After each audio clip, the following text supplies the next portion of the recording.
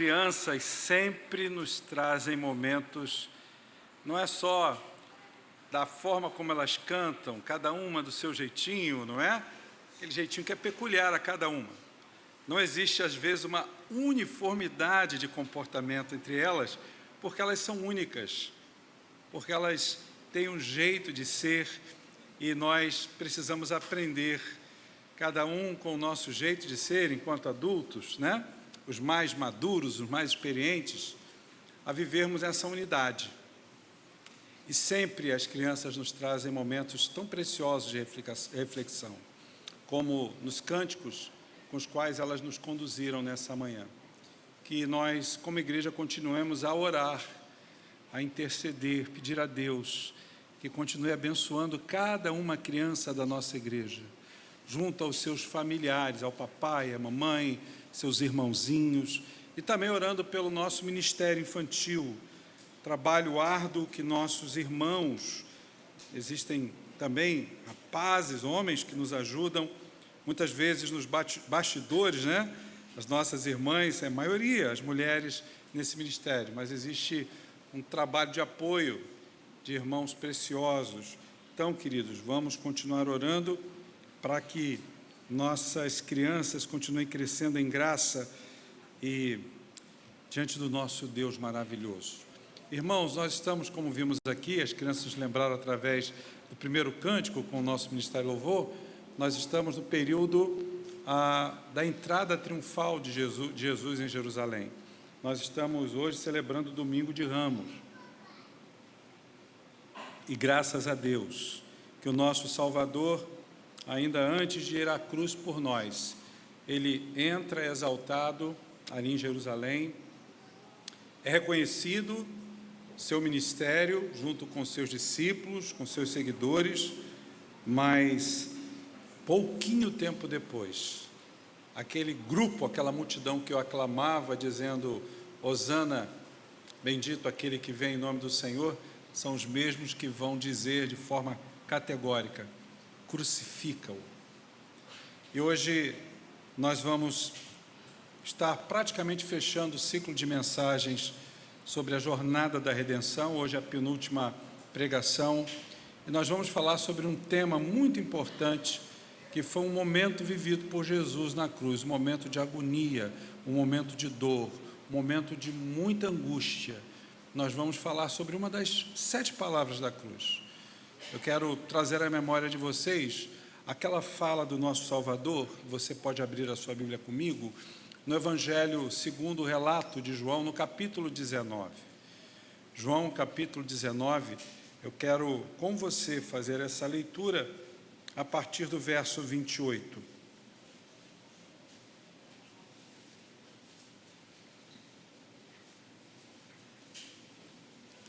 João 19, o verso 28, 29 e o 30. Vamos ler juntos o texto, a palavra do nosso Deus. Diz assim o texto bíblico. Leiamos juntos. Depois, vendo Jesus que tudo já estava consumado, para se cumprir a Escritura, disse: tenho sede. Estava ali um vaso cheio de vinagre. Embeberam de vinagre uma esponja e, fixando-a num caniço de isopo, lhe achegaram à boca. Quando, pois, Jesus tomou o vinagre, disse: está consumado. E, inclinando a cabeça, rendeu o espírito. Vamos orar mais uma vez? Obrigado, Senhor, pela leitura da Tua palavra. E agora que as nossas mentes e corações sejam conduzidas pelo Teu Espírito Santo até o Teu trono de graça. Que as nossas mentes e corações estejam cativos diante do Senhor. Obrigado porque o Senhor fala com a gente e obrigado pela oportunidade que temos de viver e praticar aquilo que vamos aprender mais um pouquinho com o Senhor nessa manhã. Nós oramos em nome de Jesus. Amém e amém. Você consegue imaginar comigo um homem caminhando no sertão nordestino? lá pelo sertão do Nordeste, sob um sol escaldante, ali em torno de 40 graus de temperatura, a pele daquele homem está bem quente, bem castigada pelo sol, a sua boca está seca, lábios rachados, a língua está colada ao seu palato, está lá no céu da boca, e esse homem, de repente, caminhando em busca de água, porque não aguenta mais aquele calor, ele dá seus passos e encontra lá uma região onde tem uma água, como se fosse uma pequena laguna, e ele vai para ali beber aquela água porque ele está sedento. Só que aquele local é um local onde essa água está contaminada, e claro, provavelmente se dela ele beber, ele poderá vir à morte. De repente alguém chega e reivindica aquela sede que ele está sentindo e dá a ele uma água límpida para beber em troca daquela água que ele estava pronto a experimentar. Irmãos, é exatamente isso que está acontecendo no texto que a gente acabou de ler. Mas não só em relação ao protagonista do texto, cujo nome é Jesus. Está crucificado, desidratado, por isso uma sede profunda lhe toma o seu estado físico e ele então deseja beber água. Essa imagem que eu acabei de relatar para vocês não é uma fantasia, é exatamente o que está acontecendo no Calvário. E é interessante porque também num local ermo, desértico, de muito calor, como foi o deserto que o povo de Israel atravessou, isso está lá em Deuteronômio, no capítulo 21, o povo, ele vai rumo à terra prometida. Aquele povo de Israel, ele passa por um episódio dramático, e é interessante porque o povo está cansado do maná, e está impaciente com aquela longa viagem, e murmura contra Deus, e vai murmurar contra Moisés, e diz o versículo 5 do capítulo 21 de Números o seguinte: por que nos fizeste subir do Egito para morrermos nesse deserto? Disse o povo ao Senhor. E aí, como juízo divino, o Senhor enviou o quê? Serpentes ardentes, ou seja, essa palavra ardente significa serpentes venenosas, que iam mordendo o povo, e que iam causando, segundo o relato bíblico, muitas mortes. Então, diante de um momento em que o povo se arrepende, o povo vê a bobagem que fez, Deus então instrui a Moisés, dizendo lá no capítulo 21, verso 8 do livro de Números, olha o que é que Deus orienta a Moisés: Moisés, faz uma serpente de bronze e põe-na sobre uma haste, e será que todo aquele que for mordido por ela, ao olhar para ela, viverá. Moisés então, segundo o relato bíblico, obedece, faz a serpente de bronze, levanta essa serpente num poste para que todos pudessem, ao olhar para ela, serem curados, porque se olhassem para ela pela fé, seriam curados naquele momento. Então, essa história que eu acabo de contar não é um relato antigo de cura milagrosa, porque muitos séculos depois dessa experiência que o povo de Israel viveu no deserto, o Senhor Jesus, ele cumpre essa profecia, e ele é levantado em um madeiro. A palavra do Senhor diz que todo aquele que olhar para ele pela fé e confessar o seu pecado, e em arrependimento declarar que necessita dele na sua vida, esse será salvo, será curado. É interessante porque numa certa conversa com Nicodemos, aquele que fora doutor da lei, Jesus disse para ele o seguinte: e como Moisés levantou a serpente no deserto, assim importa que o Filho do homem seja levantado, para que todo aquele que nele crê não pereça, mas tenha a vida eterna.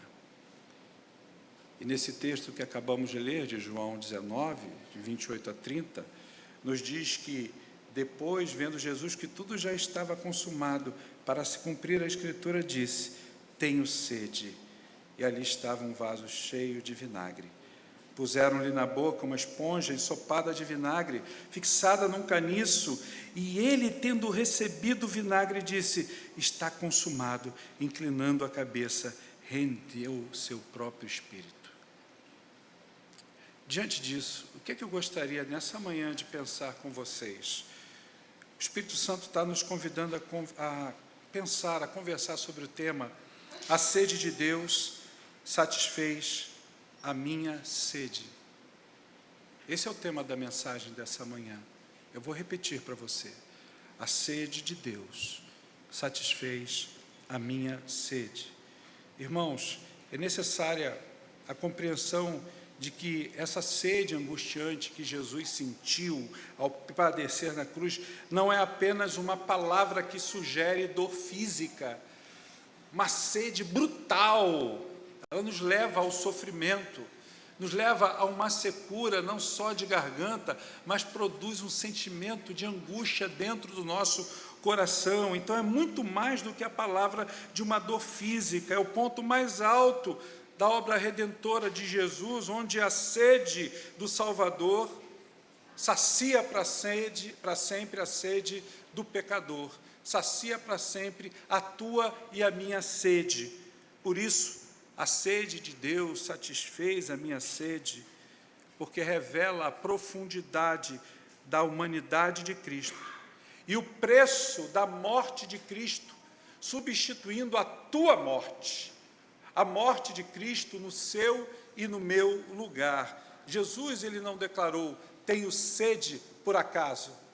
Não é simplesmente por conta de uma demanda física, mas quando ele declara: eu tenho sede, ele está dizendo algo para além disso.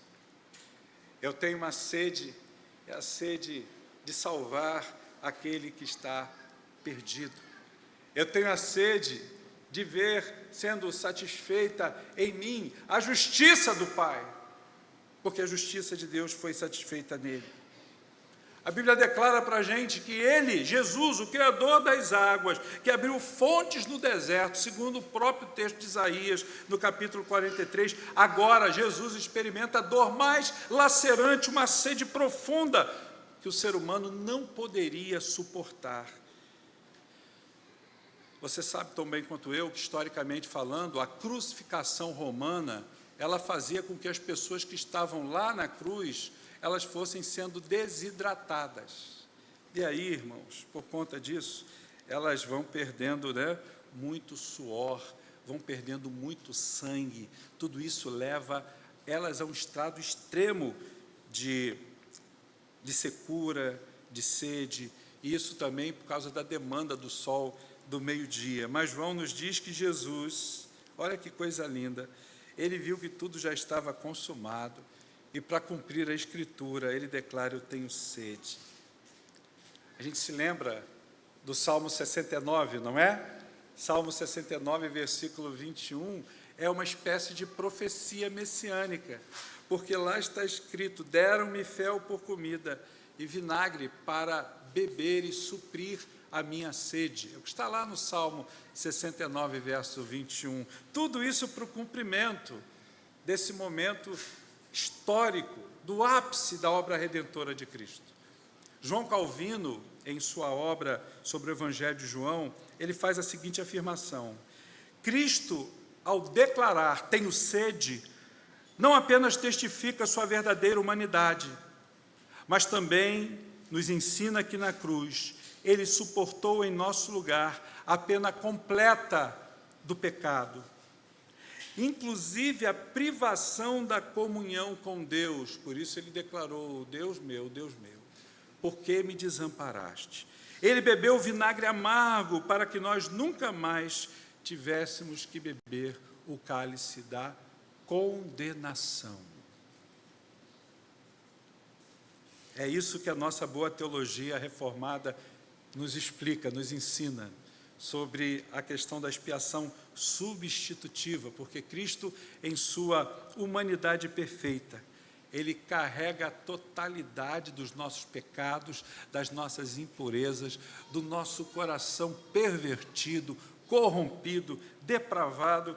E aí Paulo, lá em Gálatas 3,13, declara: Cristo nos resgatou da maldição da lei, fazendo-se Ele próprio maldição em nosso lugar, porque está escrito nas Escrituras: maldito todo aquele que for pendurado em um madeiro, ou seja, toda pessoa que era pendurada numa cruz, naqueles dias em que Roma dominava o mundo, era tida como a pessoa mais amaldiçoada sobre a face da terra. Era colocada num status como se fosse um estuprador, como se fosse o assassino que houvesse cometido o crime mais hediondo.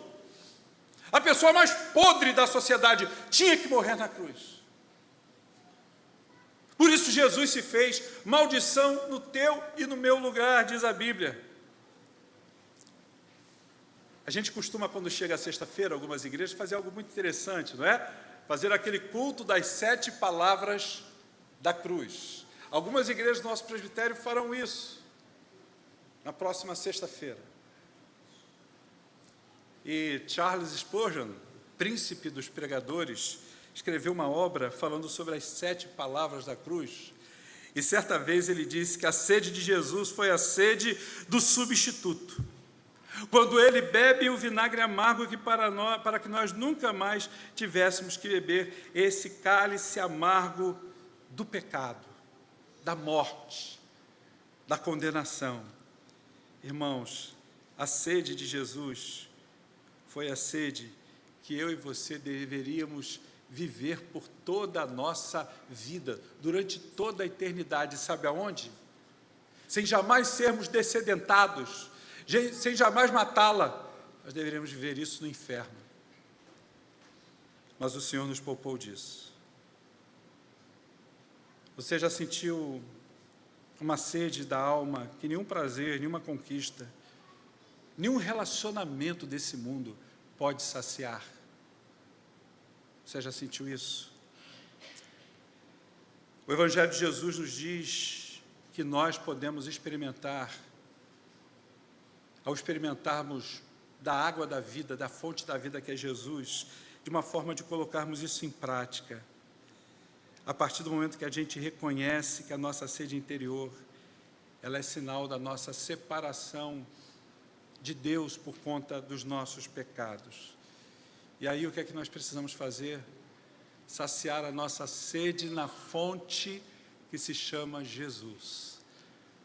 O profeta Jeremias registra lá em seu livro, no capítulo 3, versículo 13, a seguinte declaração que Deus faz ao seu povo. E aí eu pergunto a você, essa declaração que o profeta Jeremias faz, eu vou lê-la para você agora, não faz sentido para nós nos dias de hoje? Olha o que é que Deus disse no passado para o seu povo. Olha o lamento de Deus, a preocupação de Deus em relação ao seu povo. Não será essa a mesma preocupação em relação a nós? A você que está em casa e nos ouve, a cada um de nós. Olha o que é que diz o profeta. Diz o Senhor: porque 2 males cometeu o meu povo. A mim me deixaram um manancial de águas vivas e cavaram cisternas rachadas, rotas, que não retêm águas. Sabe, é isso que Deus está dizendo para você e para mim hoje, aqui agora. É isso que Ele está declarando. Então, a proposta do Evangelho é que eu e você, agora, vamos parar de ficar correndo atrás de poços rachados, onde a água está sendo colocada, mas essa água ela não é retida, ela vai embora, ela vai por entre os nossos dedos. E aí nós vamos vivendo a nossa vida no dia a dia, de uma forma em que existem situações que nos trazem alegria, nos trazem prazer ao coração, mas daqui a pouco aquilo que é prazer, aquilo que é fonte de algum contentamento, já não faz mais sentido, já não faz mais efeito, porque Jesus não está ali, a água da vida. Jesus diz lá em João 7,37, se alguém tiver sede, venha a mim e beba. Como é que a gente pode, de fato, ter uma vida onde vamos experimentando dessa presença que nos refrigera a alma, que nos dessententa? Irmãos, em primeiro lugar, nós precisamos praticar diariamente essa disciplina santa, que é abrir a nossa Bíblia, abrir a Bíblia todos os dias, encontrar na palavra de Deus esse manancial de água cristalina quando meditamos em seus mandamentos, quando temos tempo para ouvir o que Deus quer tratar com a gente. Essa é uma disciplina que nós não podemos abrir mão, e junto com a leitura da palavra, então, nós temos que fazer aquela oração que fez o servo de Deus no passado, dizendo: Senhor, sacia-me com a tua palavra, como saciaste a tua própria sede naquela cruz. Dessa forma, eu não tenho dúvida que a graça soberana do Senhor vai transformar a sua sede em uma fonte de santidade, meu irmão, minha irmã. Mas, em segundo lugar, a sede de Deus, que satisfaz a minha sede, porque ela cumpre aquilo que diz a palavra e demonstra a soberania absoluta de Deus no plano da sua salvação, para ser cumprido na sua e na minha vida. Eu queria que você observasse um detalhe aqui muito importante. Jesus não disse: tenho sede, apenas movido por uma dor física. João registra que essa sede que ele sentiu, está aí no texto, foi para que se cumprisse a Escritura. Ou seja, aquilo que foi profetizado a respeito dele através dos profetas, do salmista, como acabamos de ver. Essa sede não é uma sede casual, é uma sede proposital, ela tem um sentido, ela tem um objetivo. Mesmo nessa agonia máxima, o Filho de Deus ali crucificado, aparentemente vencido, derrotado, não, ele está no controle soberano, absoluto de tudo. Ele sabia que, por exemplo, cito o texto que citamos do Salmo 69, 21, quando declara que ele teria que beber aquele amargo cálice de vinagre, o fel. Ele está no controle, apontava para aquele momento exato. O que é que isso quer mostrar para você e para mim? Isto nos revela a soberania de Deus, essa doutrina maravilhosa em cada detalhe da redenção, sendo preparada, sendo planejada, para que eu e você agora não tivéssemos mais a sede de termos a vida eterna, mas fôssemos descedentados em Cristo com a vida eterna. Isso nos ensina, irmãos, que Cristo não foi vítima passiva das circunstâncias. Ele dirigiu cada passo, ele conduziu cada passo até ser crucificado. Tanto que naquele momento muito dramático, nas expressões de Pôncio Pilatos, dizendo: olha, eu posso te livrar, eu posso descondenar você, eu posso te ajudar, eu posso poupar a sua vida. Jesus disse: a minha vida ninguém tira de mim. Eu a dou voluntariamente. Eu estou aqui para cumprir o plano do meu Pai. É proposital a minha entrega. Eu gosto muito de ler um autor lá do início do século XVIII, Jonathan Edwards. E Jonathan Edwards, em seu livro A História da Obra da Redenção, ele afirma uma coisa muito interessante. Ele diz que a cruz não foi um acidente na história humana, mas o plano eterno da sabedoria soberana de Deus para salvar o seu povo. O que é que Edwards está dizendo para a gente, hoje, aqui, nesse lugar? Que a sede de Cristo não foi mera coincidência. A sede de Cristo foi o cumprimento preciso da palavra infalível, mostrando que a salvação é uma obra intencional de Deus, porque Deus não faz nada por obra do acaso. Ele decreta todas as coisas, desde a eternidade passada até a eternidade futura. A tua e a minha vida, diz o Evangelho de Jesus, está exatamente no mesmo lugar, na palma da mão do Senhor, e nós podemos seguir tranquilos, seguros, porque em Cristo Jesus, Ele cumpre a lei e os profetas, para que você e eu fôssemos declarados justos apenas mediante a fé em Jesus, não por obra das nossas ações, não por nossos méritos, mas apenas pela fé no Filho de Deus. Aí Paulo, escrevendo aos Romanos, no capítulo 3, do verso 21 ao 26, vai dizer assim: mas agora, sem lei, se manifestou a justiça de Deus, testemunhada pela lei e pelos profetas. Justiça de Deus mediante a fé em Jesus Cristo, para todos e sobre todos aqueles que creem, porque não há distinção. Porque todos pecaram e carecem da glória de Deus, sendo justificados gratuitamente por sua graça, mediante a redenção que há em Cristo Jesus, a quem Deus propôs no seu sangue, como propiciação, mediante a fé, para manifestar a sua justiça, por ter Deus, na sua tolerância, deixado impunes os pecados anteriormente cometidos. E aí ele conclui dizendo: tendo em vista a manifestação da sua justiça no tempo presente, para ele mesmo ser justo e justificador daqueles que têm fé em Jesus. Como você tem vivido a sua vida, meu irmão, minha irmã? Como se a sua salvação dependesse do seu esforço, da sua fidelidade. Muitas vezes a gente não trabalha e serve ao Senhor pensando assim, né? Pronunciando essas palavras, não é por causa dos meus méritos, não, mas as nossas ações, as nossas atitudes, os nossos pensamentos, muitas vezes revelam isso. Nós precisamos entender que Jesus pagou e cumpriu tudo na cruz. O que nos cabe é retornar a Ele com o coração agradecido e pedir: Senhor, deixa os rios de águas vivas que fluem pela Tua palavra trabalhar, limpando o meu coração, purificando o meu ser, que eu mergulhe todos os dias para dessedentar a sede da minha alma na Tua palavra, porque o centro da Tua palavra é Jesus. Meu querido irmão, minha querida irmã, quando a ansiedade, quando o medo, quando a angústia baterem forte no teu coração, repita: meu Salvador cumpriu, até a Escritura cumpriu na palavra a sede que Ele tinha por mim.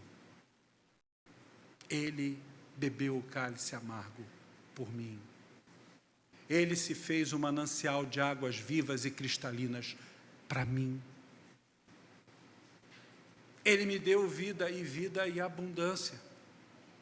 Eu posso viver todos os meus dias, é isso que diz o Evangelho, ancorado nessa rocha dos tempos, essa rocha inabalável, cujo nome é Jesus.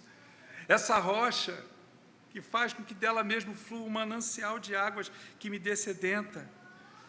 Por isso, meu irmão, minha irmã, pratique todos os dias a leitura da palavra do Senhor. Textos que apontam para essa ação maravilhosa de um Cristo que nos alimenta com a sua graça, que nos sacia todos os dias quando a nossa alma está seca.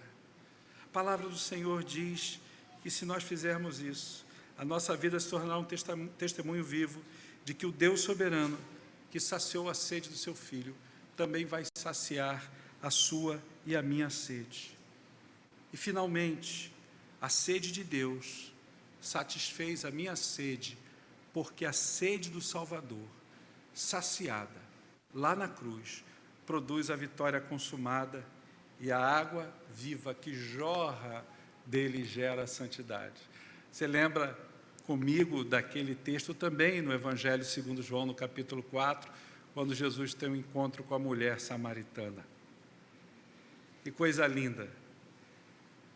Aquele encontro é um encontro da misericórdia, é um encontro cheio de graça. Uma mulher à margem da sociedade, uma mulher que vivia se iludindo nos seus relacionamentos, uma mulher desesperançada, uma mulher que vivia a rotina de buscar todos os dias água ali naquele poço, que escondia a sua identidade, porque o homem não podia vir buscar a água. ela não queria se expor. Uma mulher que vivia uma sequidão de vida espiritual, de vida emocional e de vida moral. Jesus tem um encontro com ela, o encontro é transformador. E aquela mulher experimentou de uma água viva que ela jamais tinha experimentado em sua existência. Interessante porque depois de receber o vinagre, Jesus lá na cruz vai proclamar com voz triunfante. Tentaram matar a sede do nosso Senhor e Salvador com fel, com algo amargo, e ele aceita. Só que ele declarou: está consumado, está consumado. Ou seja, com o fel amargo que foi lhe concedido, é como se ele dissesse: a sede está satisfeita, o preço foi pago, a obra está completa. A gente não aguenta o fel, não é? A gente não aguenta a amargura. A gente não aguenta o amargo azedo que a vida nos traz, através do luto, através da doença, através de um relacionamento frustrado e frustrante. A gente não aguenta. A gente sente que essa amargura vai nos consumindo. Mas a Bíblia disse que Jesus se fez dessa amargura para poder dar a você a doçura de uma vida maravilhosa ao lado dele. De uma vida aonde ele levou sobre si a amargura, o fel dos seus pecados. Essa declaração é o selo, irmãos, da expiação definitiva de Jesus no Calvário por você e por mim. Quando Jesus disse: está consumado, a sede de justiça por conta da ira do Pai foi satisfeita. O Pai se satisfez, porque a ira que tinha que cair sobre mim e sobre você caiu sobre Jesus. Jesus é esse anteparo, suportou tudo, tudo, os pecados que você já cometeu, os que eu cometi, os que você tem cometido e eu tenho cometido, e o que você e eu ainda iremos cometer durante a nossa vida. Jesus morreu por todos esses pecados.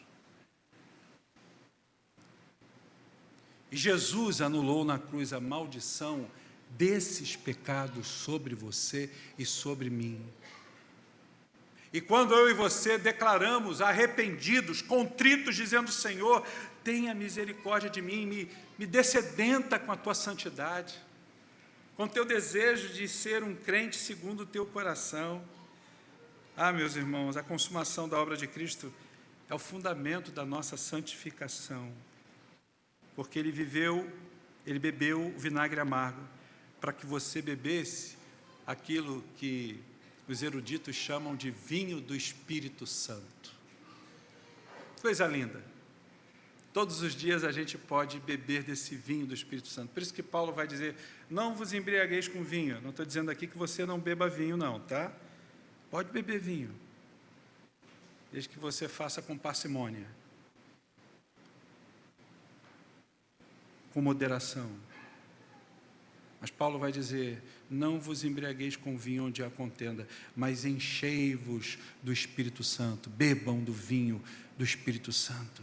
Bebam desse vinho novo, o sangue do Cordeiro derramado na cruz do Calvário. Jesus, irmãos, é a fonte da água da vida, e é a fonte que nunca nos decepciona. Quantas fontes você já bebeu e já se decepcionou? Jesus não nos decepciona. A sua sede saciada nos garante os rios de água viva que João fala lá no capítulo 7, versículo 38, e que vão fluir através de você e de mim para uma vida de santidade prática. Nós precisamos nos perguntar nessa manhã: será que eu tenho buscado saciar a minha sede em cisternas rasas, cisternas rachadas, ou eu tenho buscado com diligência beber junto à fonte do meu Senhor e do meu Salvador? Todas as vezes que eu deixo de confiar em Deus, confiar meus planos ao Senhor, entender que até a dor que eu possa estar sofrendo faz parte do plano dele para a minha vida. Eu estou bebendo em cisternas rachadas. Pelo Evangelho de Jesus, nós precisamos aprender a beber diariamente da palavra de Deus. Nós precisamos, com isso, à medida que estamos tendo intimidade com a palavra de Deus, nós estamos tendo intimidade com Jesus, nós estamos desenvolvendo a nossa amizade, a nossa relação com Jesus. É isso que o Evangelho nos ensina, porque diariamente nós estamos conversando com Ele, estamos nos lembrando todos os dias daquilo que Ele fez por nós, do seu ministério terreno. Nós estamos fazendo parte de uma relação e de uma obra que agora nos foi confiada. Eu quero terminar dizendo para você, não cultive uma vida de santidade como um esforço moralista. Porque eu não minto. Então, porque eu não sou a pessoa como você, eu não sou um impuro na minha vida sexual. Eu não vivo falando mal das pessoas. Como eu sei que tem gente que fala, então eu tenho uma vida mais santa. Eu sou honesto nos meus negócios. Eu sei que tem muita gente que não é, mas eu sou.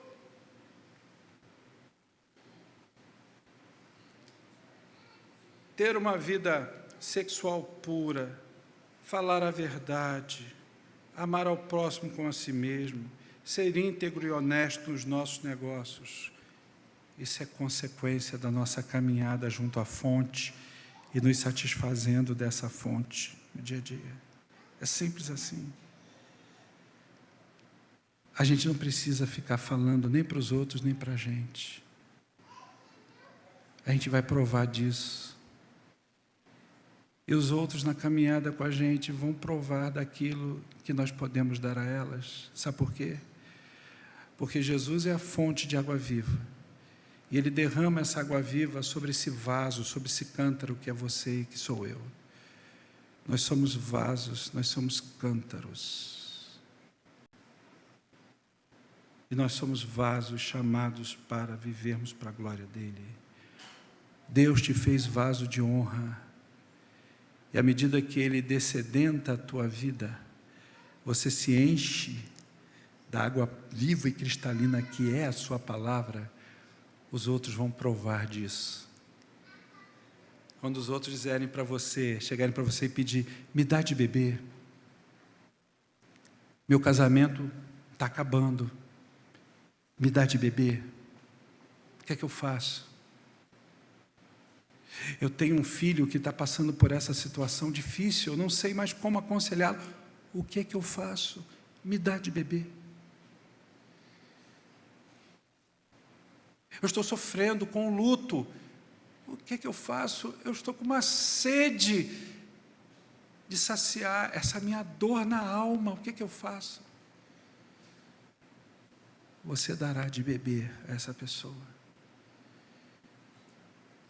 Ele se fez sedento por nós na cruz, para que nós, uma vez saciados pela sua sede, pudéssemos saciar a outros também.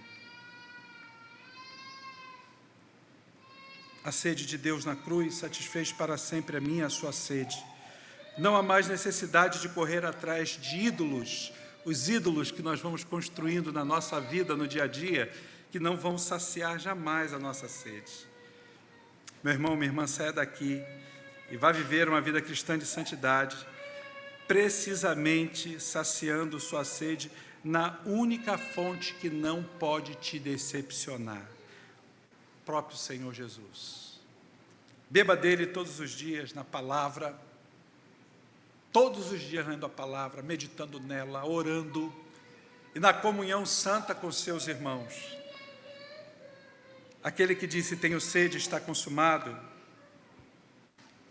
está dizendo para você nessa manhã, a sede que eu senti foi satisfeita na cruz. Quando eu morri por você, paguei o preço, para que você nunca mais tenha a sede de ter uma vida eterna. Eu quero terminar esse encontro da manhã com uma música, com uma canção. Existem 2 irmãos que têm sido uma bênção na minha vida ao longo já de um bom tempo com suas canções.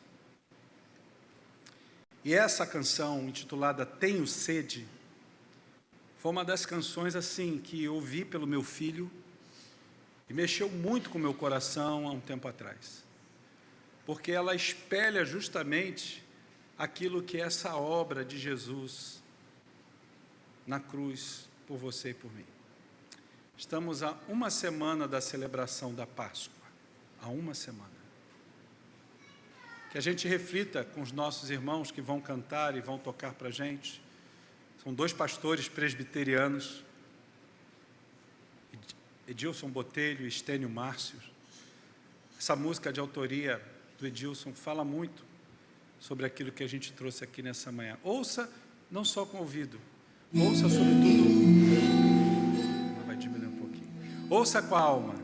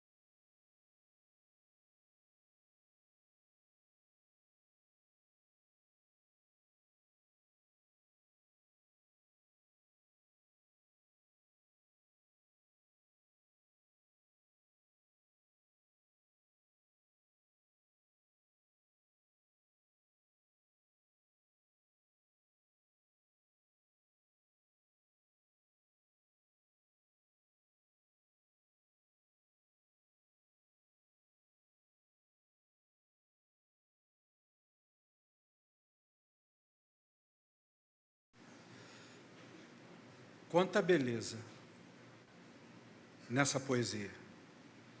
Jesus falando o tempo todo. É assim que ele faz. Transforma aquilo que é amargo, as ofensas que ele recebeu, na flor do seu perdão. Esse é o nosso Cristo, que nos ama com amor imensurável, com amor que deveria nos constranger e dizer: obrigado, Senhor, obrigado. Nós possamos nos satisfazer sempre a nossa sede na pessoa de Jesus. Curve a sua cabeça, vamos orar.